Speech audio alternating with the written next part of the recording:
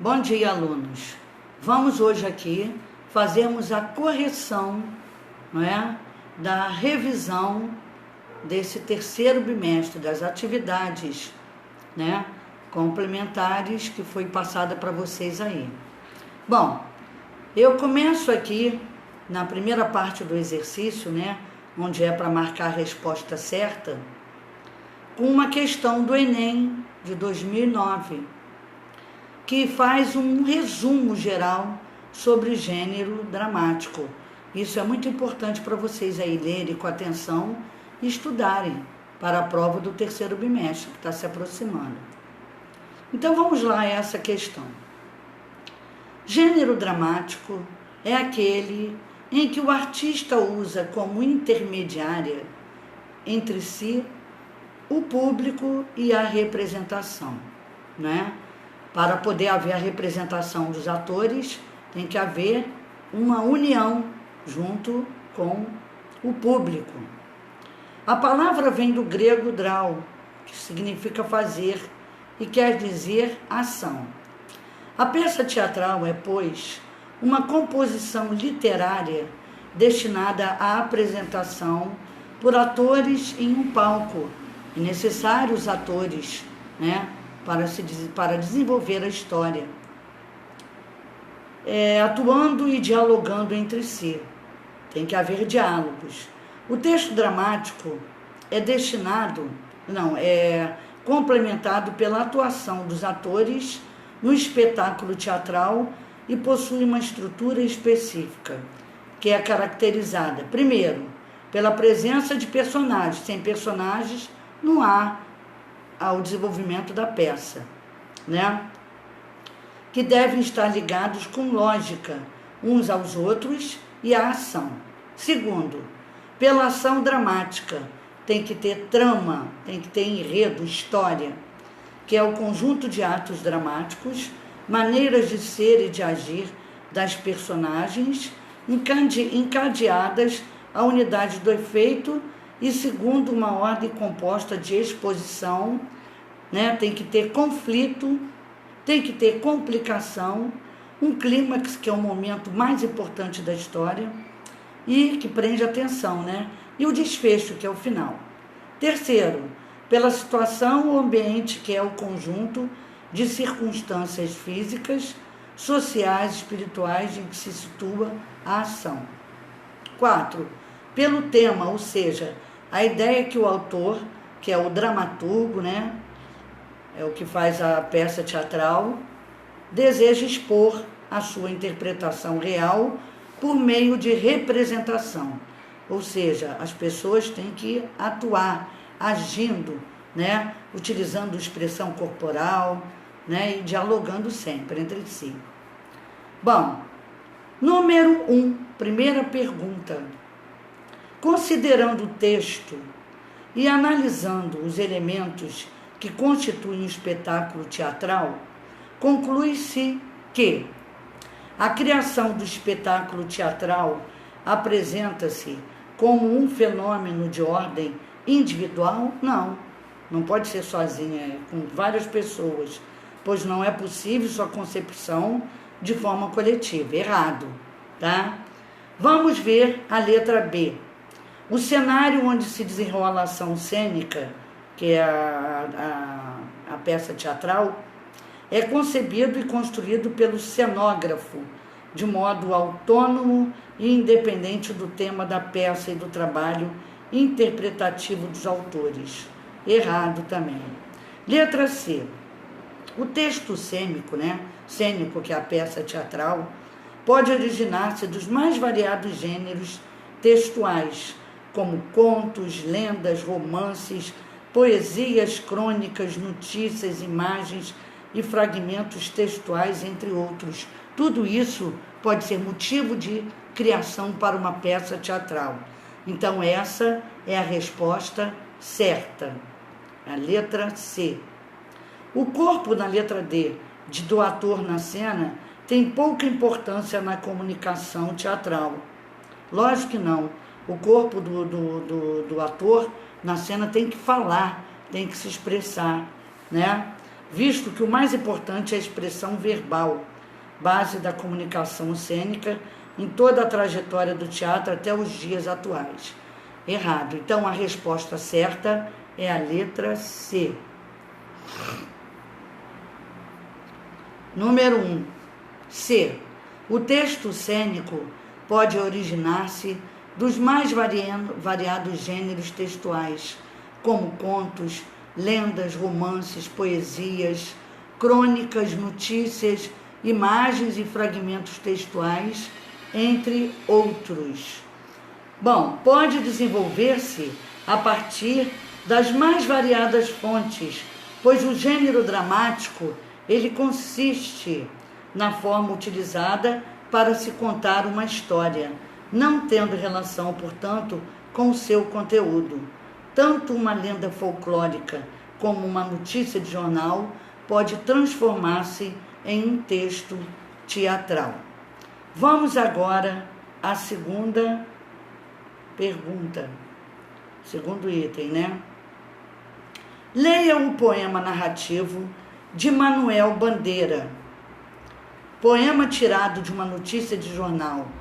João Gostoso era carregador de feira livre e morava no Morro da Babilônia, num barracão sem número. Uma noite, ele chegou no bar 20 de novembro. Ele bebeu, ele cantou, ele dançou, depois se atirou na Lagoa Rodrigo de Freitas e morreu afogado. Pergunta número 2. De acordo com suas características, o poema pode ser classificado como um texto lírico, épico, narrativo ou dramático. Ele é considerado como um texto dramático, porque houve drama, ele morreu, né, no final. Então, resposta ele é um texto dramático.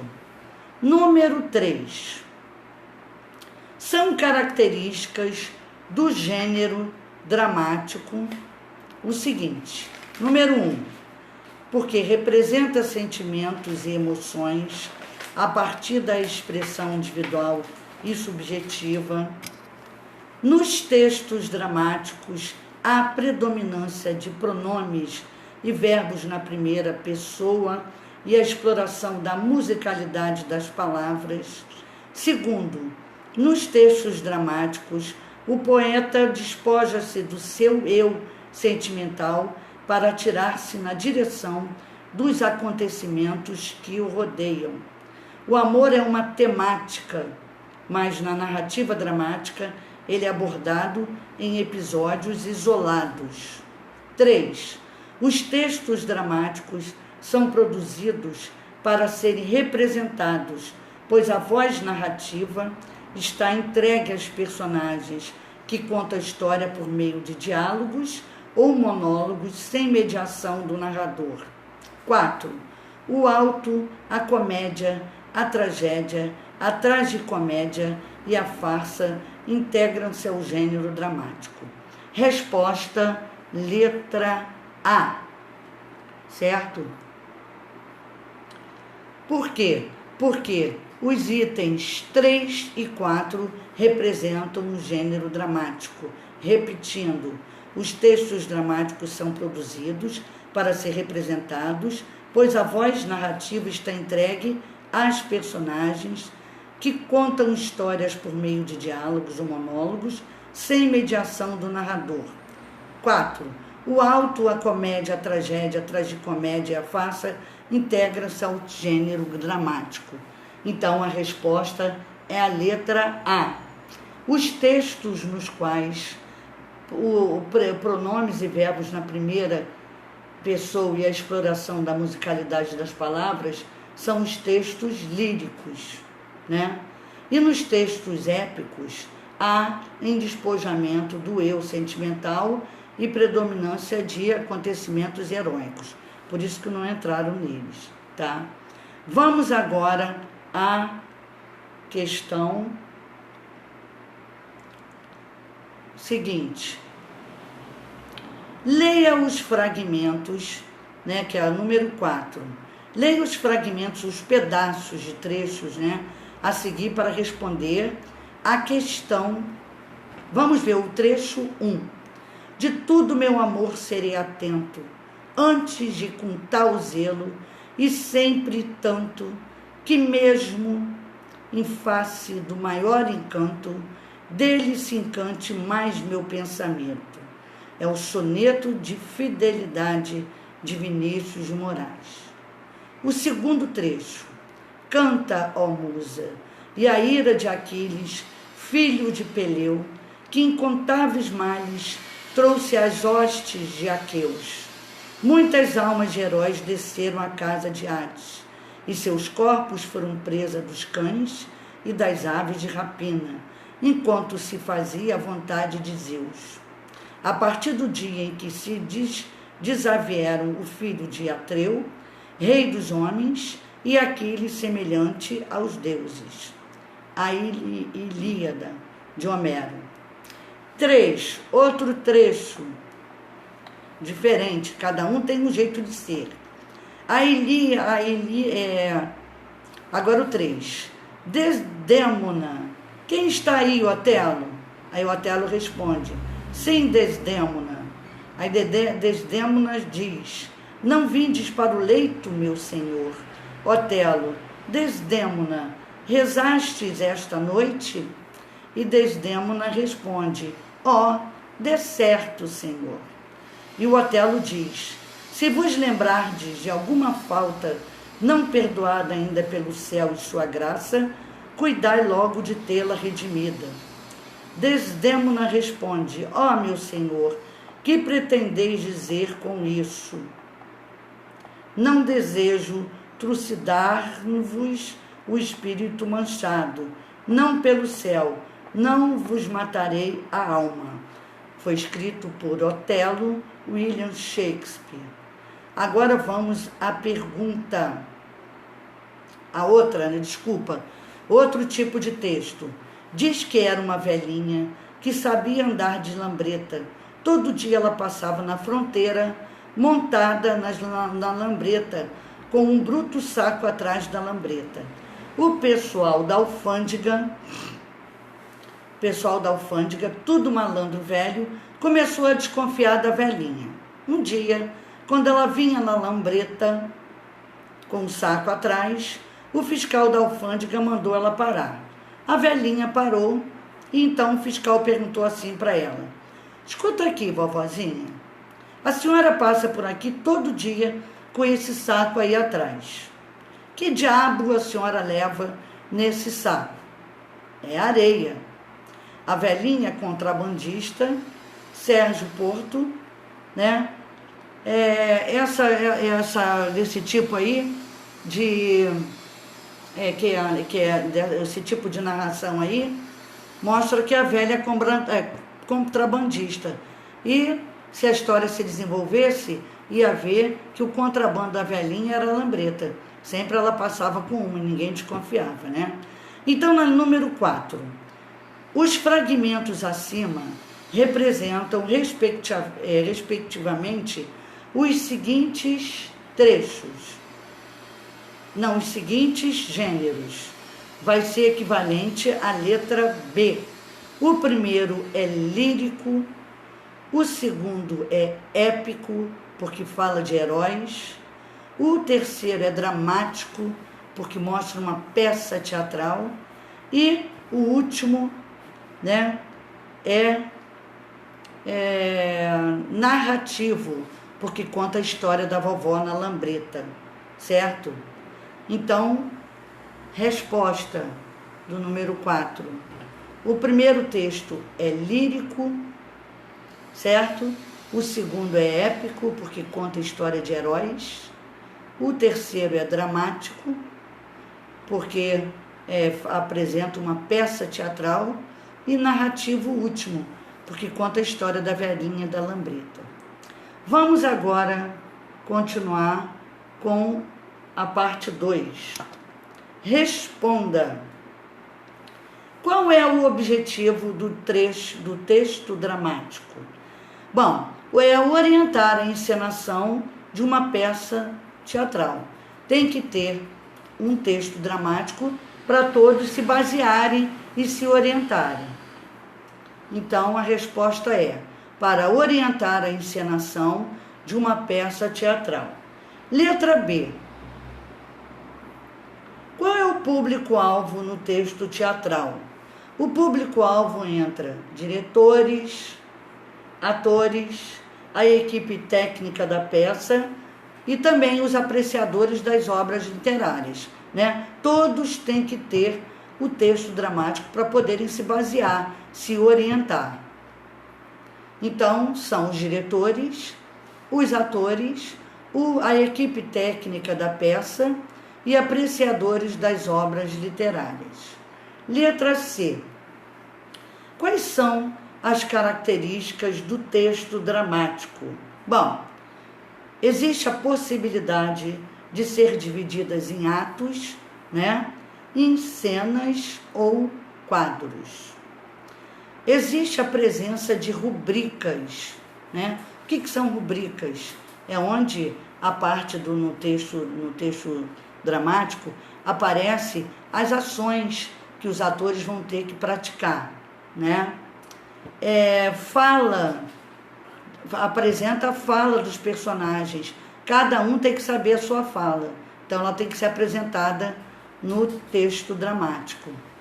E são indicadas pelos seus respectivos nomes. E tem que existir diálogos. Número 3. Complete. O objetivo do roteiro de cinema é orientar uma produção cinematográfica. O roteiro, né? As pessoas que ali vão trabalhar têm que se orientar, certo? Então, resposta: orientar uma produção cinematográfica. Letra B. O público-alvo do roteiro de cinema são também os diretores do roteiro, os atores que vão atuar nesse roteiro de cinema, a equipe técnica do filme e apreciadores de cinema, né? Então, essa é a diferença no roteiro de cinema relacionado ao cinema. Então, resposta: diretores, atores e a equipe técnica que trabalha para ajudar, né? Como os cenógrafos, né? Os câmeras, né? As pessoas que vão fazer a filmagem e apreciadores de cinema. Letra C.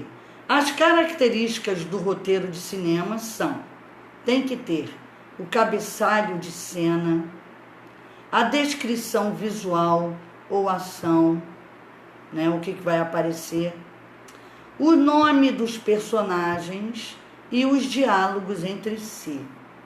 Então, resposta: tem que ter, nas suas características, tem que ter cabeçalho da cena, tem que ter a descrição visual do que vai ou do que está sendo visto, ou a ação que está sendo praticada, e o nome dos personagens e os diálogos entre si.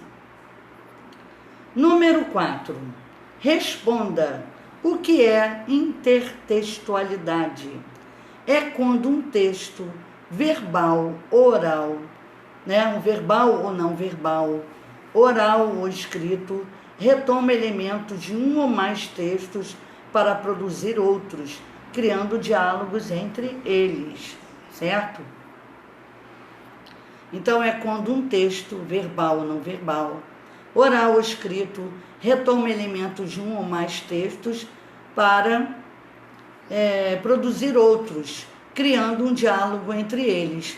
É tipo igual a história da Chapeuzinho Vermelho, do Lobo Mau, que ela vai visitar a vovozinha e o Lobo Mau aparece enfrentando, prejudicando, né? Então, a gente pode criar, né, outra história baseada nessa, com outras características. Então, quando a gente cria um novo texto baseado em outro antigo, já conhecido, aí está vendo a intertextualidade. Igual no livro paradidático de vocês, de Memórias Quase Póstumas de Machado de Assis, que é referente ao quê? É uma paródia feita ao livro que é Memórias Póstumas de Brás Cubas. Aí houve a intertextualidade. Letra B. A intertextualidade, ela pode ser implícita quando aparece. Aliás, quando não aparece, né?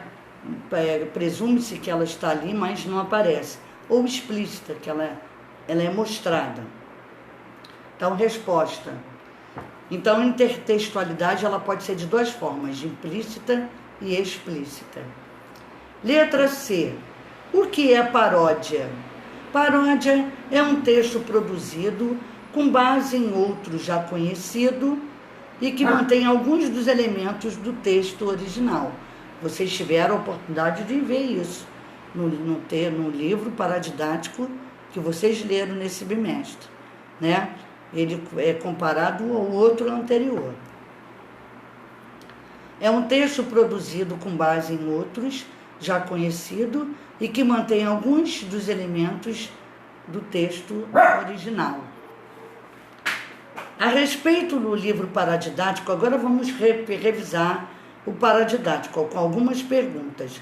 Memórias Quase Póstumas de Machado de Assis. Responda na letra A. Quem era Hermenegildo?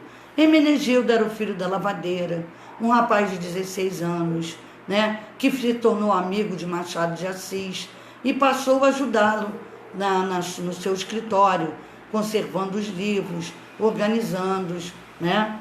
Então, vamos ver quem é ele. Era o secretário confidente de Machado de Assis.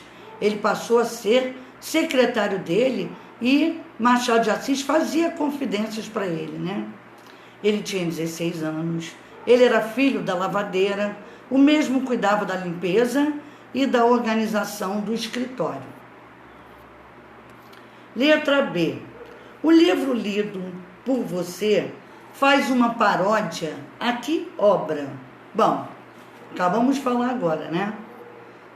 Faz uma paródia, fala a respeito do livro original, Memórias Póstumas de Brás Cubas. Letra C. Cite alguns amigos de Machado de Assis. No livro que vocês leram, ele fala muito deles, né? Inclusive fala e refere-se a obras deles. Era José de Alencar, né? Manuel Antônio de Almeida e Euclides da Cunha. Então, os amigos eram José de Alencar, Manuel Antônio de Almeida e Euclides da Cunha. Letra D. A obra lida, Memórias Quase Póstumas de Machado de Assis, é narrada em que pessoa?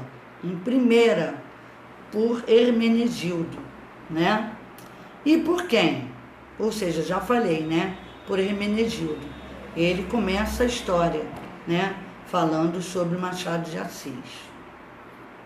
A obra é narrada em primeira pessoa por Hermenegildo, esse filho da lavadeira, que passou a trabalhar com Machado de Assis e na casa dele, né? E tornou-se um grande amigo e confidente. Letra E.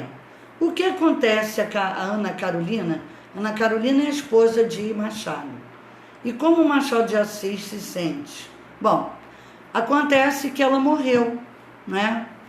E Machado de Assis se entristece. Ele passa a ficar quieto, ele quer ficar quase o tempo todo deitado, né? Não vai mais a lançamento de livros, não visita e não recebe ninguém. Então, o que acontece com Ana Carolina? Ela morre. E Machado de Assis, como fica? Se entristece, sem ter vontade de conversar, fica deitado a maior parte do tempo, não vai mais a lançamentos de livros, não visita e não recebe ninguém. Bom, gente, aqui nós finalizamos, né, a nossa correção da revisão já para a prova do terceiro bimestre.